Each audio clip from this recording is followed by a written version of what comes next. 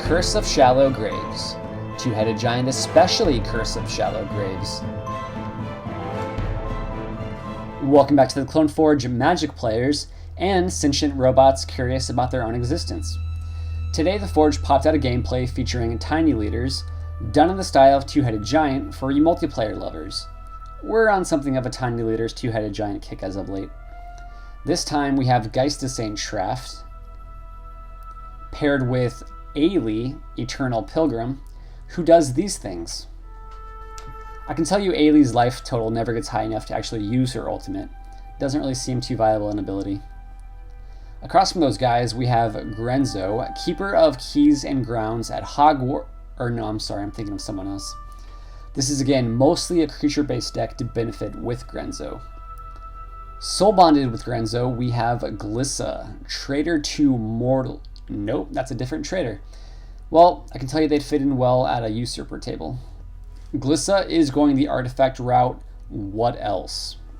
We're again starting at 35 life, and we're playing first to 2 wins, so let's get through this quickly. Glissa and Grenzo win the die roll, and they decide to go first, although it seems like drawing is better. Grenzo and Ayli both take free mulligans. Grenzo scries on his first turn, and Glissa gains a life with Jungle Hollow. Geist and Ayli just play lands their turn 1. On their turn 2, Glissa casts Dark Confidant. I think Grenzo is mana hosed, so he just casts his commander without any counter bonus. Confidant eats a Sword to Plowshares, gaining Glissa 2 life. On his turn, Geist casts Stoneforge Mystic, getting Sword of Feast and Famine since both of his opponents are black. Blood Artist from Ayli. No third land from Grenzo. More like Grenzo. Oh no.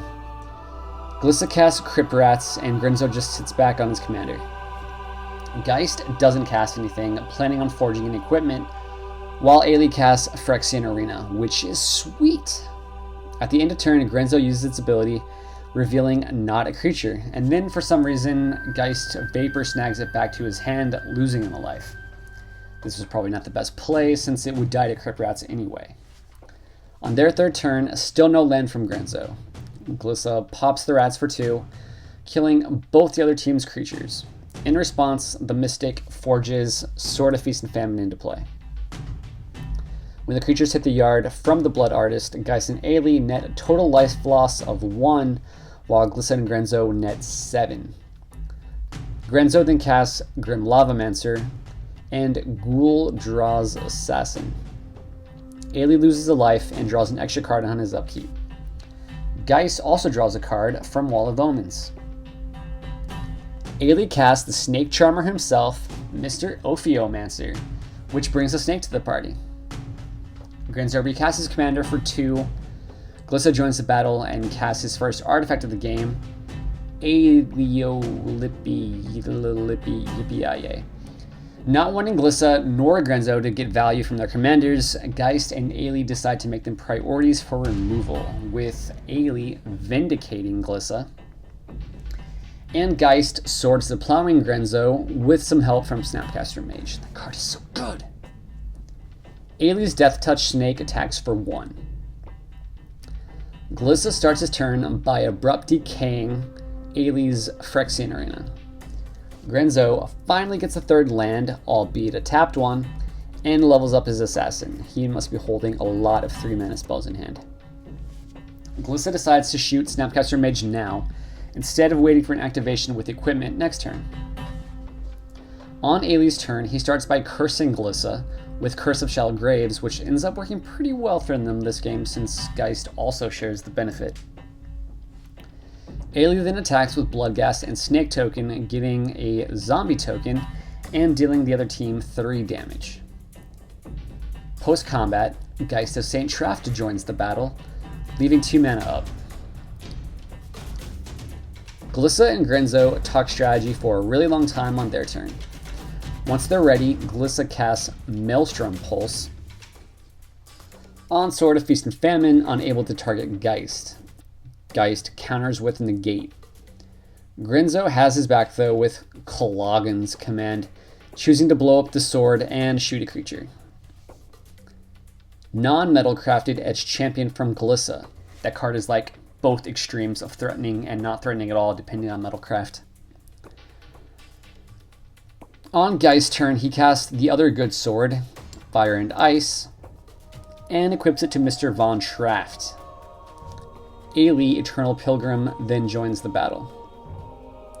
Zulaport Cutthroat from Ayli. They both attack Glissa so that they both receive zombies. Geist also brings an angel along with them. The champion chumps Geist and the team takes 7 damage. Ayli has some fancy footwork with stacking the Bloodghast to make the other team lose a life and gain them 2 life. Ayli then plays a land and returns the ghast to play.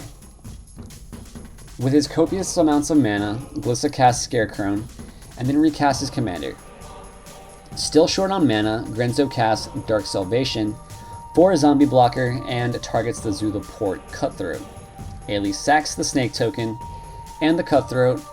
They lose a life and the other team gains life.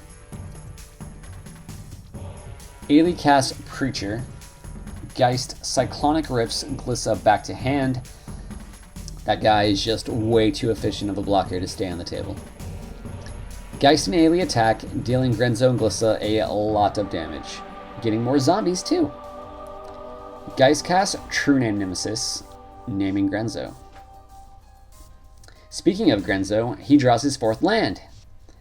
Not just any land either, but Arcane Lighthouse, which is not good for Geist's Saint Traft. Not sure if it's going to matter at this point though. Glissa has Glissa Executioner's combo, but they decide it's a little bit late at this point and just call it, winning the game for Geist Saint Traft and Ayli Eternal Pilgrim. For your recap, a few points stand out. Grenzo stuck on 2 and 3 mana most of the game, probably is the most noteworthy. Perhaps Glissa drew a bit too much mana that game, but he still had a fair share of answers and responses. Problem was that Geist just had more answers, and dealt more damage. Ayli didn't really have a lot of answers, but definitely had the biggest board state that game. Curse of Shallow Graves worked out very well for their team. We played another game featuring this matchup post-sideboards, that game to follow. In the meantime, feel free to check out another game of Tiny Leaders we played, and remember to always go your clone way.